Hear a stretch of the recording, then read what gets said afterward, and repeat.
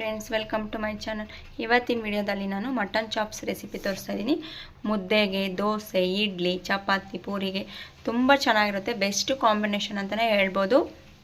ಬನ್ನಿ ಹೇಗೆ ಮಾಡೋದು ಅಂತ ನೋಡೋಣ. ಮೊದಲಿಗೆ ಯಾರೆಲ್ಲ ವಿಡಿಯೋ ನೋಡ್ತಾ ಇದ್ದೀರಾ ಸಬ್ಸ್ಕ್ರೈಬ್ ಮಾಡ್ಕೊಳ್ಳಿ. ಈಗಾಗಲೇ ಸಬ್ಸ್ಕ್ರೈಬ್ ಮಾಡ್ಕೊಂಡಿರೋರಿಗೆ ಥ್ಯಾಂಕ್ಸ್ ಹೇಳೋಕ್ಕೆ ಇಷ್ಟಪಡ್ತಾ ಇದ್ದೀನಿ. ಇದೇ ರೀತಿ ಸಪೋರ್ಟ್ ಮಾಡಿ, ಹಾಗೆ ಸಬ್ಸ್ಕ್ರೈಬ್ ಮಾಡ್ಕೊಳ್ಳಿ. ಬನ್ನಿ ಹೇಗೆ ಮಾಡೋದು ಅಂತ ನೋಡೋಣ. ನನಗೆ ಎಣ್ಣೆ ಸೇರಿಸ್ಕೊತಾ ಇದ್ದೀನಿ. 2 ಸ್ಪೂನ್ ಆಗೋಷ್ಟು, 1 ಹಿಡಿ ಆಗೋಷ್ಟು ಬೆಳ್ಳುಳ್ಳಿ ಸೇರಿಸ್ತಾ ಇದ್ದೀನಿ. ಬೆಳ್ಳುಳ್ಳಿ ಚೆನ್ನಾಗಿ ಫ್ರೈ ಮಾಡ್ಕೋಬೇಕು. ಇದಕ್ಕೆ 2 ಈರುಳ್ಳಿ ಸಣ್ಣದಾಗಿ ಕಟ್ ಮಾಡಿರೋಂಥ 2 ಈರುಳ್ಳಿ ಸೇರಿಸ್ತಿದ್ದೀನಿ. ನಾನು ಮೀಡಿಯಮ್ ಆಗಿರೋಂಥ ಸಣ್ಣದಾಗಿರೋಂಥ 2 ಈರುಳ್ಳಿ ಸೇರಿಸ್ಕೊತಾ ಇದ್ದೀನಿ. ಇದು ಸಹ ಚೆನ್ನಾಗಿ ಫ್ರೈ ಮಾಡ್ಕೋಬೇಕು.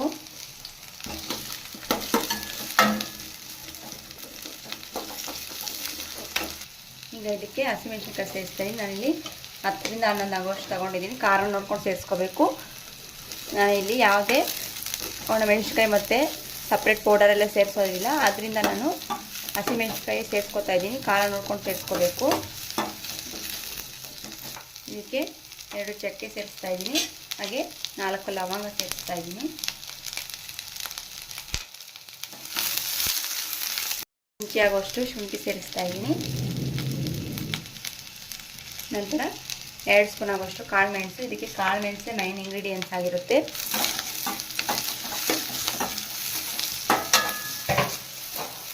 ನಂತರ ಹುರ್ಗಡ್ಲೆ ಸೇರಿಸ್ತಾ ಇದ್ದೀನಿ 2 ಸ್ಪೂನ್ ಆಗೋಷ್ಟು. ನಂತರ 1 ಹಿಡಿ ಆಗೋಷ್ಟು ತೆಂಗಿನಕಾಯಿ ತುರಿ ಸೇರಿಸ್ತಾ ಇದ್ದೀನಿ. ಅರಿಶಿನ ಪುಡಿ ಸೇರಿಸ್ಕೊಂಡು ಫ್ರೈ ಮಾಡ್ಕೋಬೇಕು ಹಸಿ ವಾಸನೆ ಹೋಗೋವರೆಗೂ. ನಿಮಗೆ ಹಸಿಮೆಣಸಿನ್ಕಾಯಿ ಬೇಡ ಅಂದರೆ ಒಣಮೆಣಸಿನ್ಕಾಯಿ ಸೇರಿಸ್ಕೋಬೋದು. ತಿನ್ನಲ್ಲ ಅಂದರೆ ಸ್ಕಿಪ್ ಮಾಡಿಕೊಂಡು ಒಣಮೆಣಸಿನ್ಕಾಯಿ ಸಹ ಸೇರಿಸ್ಕೋಬೋದು. 1 ಹಿಡಿ ಆಗೋಷ್ಟು ಪುದೀನ ಸೇರಿಸ್ತಾ ಇದ್ದೀನಿ.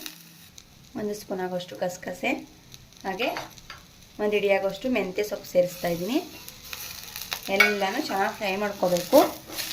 ನೀವು ಬೇಕಾದರೆ ಪಾಲಕ್ ಸೊಪ್ಪು ಸಹ 1 ಹಿಡಿ ಸೇರಿಸ್ಕೋಬೋದು. 2 ಸ್ಪೂನ್ ಆಗೋಷ್ಟು ಧನಿಯಾ ಬೀಜ ಸೇರಿಸ್ತಾ ಇದ್ದೀನಿ. ಎಲ್ಲನೂ ಚೆನ್ನಾಗಿ ಫ್ರೈ ಮಾಡ್ಕೋಬೇಕು. ನೋಡಿ, ಈಗ ಇದೆಲ್ಲ ಫ್ರೈ ಆಗಿದೆ. ತಣ್ಣಗಾದ ನಂತರ ಮಿಕ್ಸಿ ಜಾರ್ಗೆ ಸೇರಿಸ್ಕೋಬೇಕು. ಈಗ ಮಿಕ್ಸಿ ಜಾರ್ಗೆ ಸೇರಿಸ್ಕೊತಾ ಇದ್ದೀನಿ ನಾನು. ಕೊನೆಯದಾಗಿ ಕೊತ್ತಂಬರಿ ಸೊಪ್ಪು ಸೇರಿಸ್ಕೊಂಡು ಸ್ವಲ್ಪ ನೀರು ಸೇರಿಸ್ಕೊಂಡು ಈಗ ಇದನ್ನು ನುಣ್ಣಗೆ ರುಬ್ಕೋಬೇಕು. ಚೆನ್ನಾಗಿ ಪೇಸ್ಟ್ ಆದ್ರೂ ಚೆನ್ನಾಗಿರೋದು ಇದು. ಮಸಾಲೆ ರುಬ್ಕೊಂಡಿದ್ದಾಗಿದೆ, ರೆಡಿಯಾಗಿದೆ. ಇಲ್ಲಿ ಒಂದು ಕುಕ್ಕರ್ಗೆ ಎಣ್ಣೆ ಸೇರಿಸ್ಕೊತಾ ಇದ್ದೀನಿ. ಎಣ್ಣೆ ಕಾದ ನಂತರ ಸಣ್ಣದಾಗಿ ಕಟ್ ಮಾಡಿರೋಂಥ ಈರುಳ್ಳಿ ಸೇರಿಸ್ತಾ ಇದ್ದೀನಿ. ಈರುಳ್ಳಿ ಗೋಲ್ಡನ್ ಕಲರ್ ಬರೋವರೆಗೂ ಚೆನ್ನಾಗಿ ಫ್ರೈ ಮಾಡ್ಕೋಬೇಕು. ಸಣ್ಣದಾಗಿ ಕಟ್ ಮಾಡಿರೋಂಥ ಮೆಂತ್ಯ ಸೊಪ್ಪು ಸೇರಿಸ್ತಾ ಇದ್ದೀನಿ. 1 ಹಿಡಿ ಆಗುವಷ್ಟು. ಮಟನ್ ಸೇರಿಸ್ತಾ ಇದ್ದೀನಿ.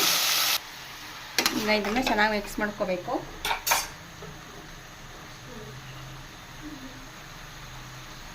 ರುಚಿಗೆ ತಕ್ಕಷ್ಟು ಉಪ್ಪು ಸೇರಿಸ್ತಾ ಇದ್ದೀನಿ. ಮೆಣಸು ಪುಡಿ, ಕಾಳು ಮೆಣಸಿನ ಪುಡಿ ಸೇರಿಸ್ತಾ ಇದ್ದೀನಿ. ಮನೆಯಲ್ಲೇ ಮಾಡಿರೋವಂಥದ್ದು.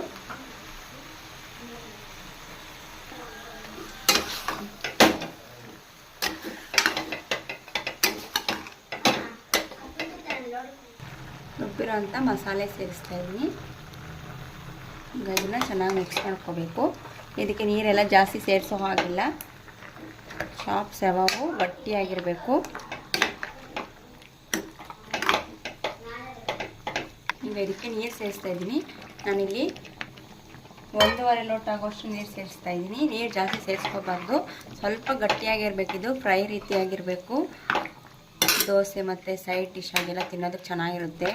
ಪೂರಿ ಮತ್ತು ಪರೋಟ, ರೋಟಿಗೆ ಅದಕ್ಕೆ ಕಾಂಬಿನೇಷನ್ ಮಾಡ್ಕೋಬೇಕು. ನೀವು ಮುದ್ದೆಗೆ ಅಂದರೆ ಸ್ವಲ್ಪ ಅದಕ್ಕೂ ಸಹ ನೀರಾಗಿ ಇರಬಾರ್ದು ಅಂತೇನಿಲ್ಲ, ಗಟ್ಟಿಯಾಗಿರಬೇಕು. ಚೆನ್ನಾಗಿರುತ್ತೆ. ನಿಮಗೇನಾದರೂ ಇನ್ನೂ ಸ್ಪೈಸಿಯಾಗಿ ಬೇಕು ಅಂದರೆ ಗರಂ ಮಸಾಲ ಅಥವಾ ಧನಿಯಾ ಪುಡಿ ಸ್ಪೈಸಸ್ ಆ್ಯಡ್ ಮಾಡ್ಕೊಬೋದು.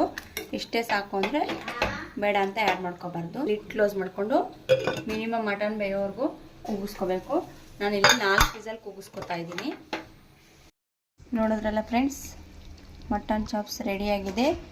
ಇದನ್ನು ಚೆನ್ನಾಗಿ ಬೇಯಿಸಿದ್ರೆ ರುಚಿ ಚೆನ್ನಾಗಿರೋದು. ಮಿನಿಮಮ್ ಒಂದು 6 ರಿಂದ 7 ವಿಸಲಾದರೂ ಕೂಗಿಸಿದ್ರೇ ಚೆನ್ನಾಗಿ ಬೇಯೋದು. ನಿಮ್ಮ ಕುಕ್ಕರಲ್ಲಿ ನೀವು ಬೇಯಿಸೋದ್ರಲ್ಲಿರೋದು. ನೀವು ಸಹ ಟ್ರೈ ಮಾಡಿ. ಮುದ್ದೆಗೆ ತುಂಬ ಚೆನ್ನಾಗಿರುತ್ತೆ ಈ ಮಟನ್ ಚಾಪ್ಸು. ಹಾಗೆ ನೀವು ಹೇಗೆ ಮಾಡಿದ್ದೀರಾ ಅಂತ ಕಾಮೆಂಟ್ ಮೂಲಕ ತಿಳಿಸಿ. ಇದೇ ಥರ ರೆಸಿಪೀಸ್ಗೆ ನನ್ನ ಚಾನಲ್ನ ಸಬ್ಸ್ಕ್ರೈಬ್ ಮಾಡ್ಕೊಳ್ಳಿ. Thank you for watching. Bye.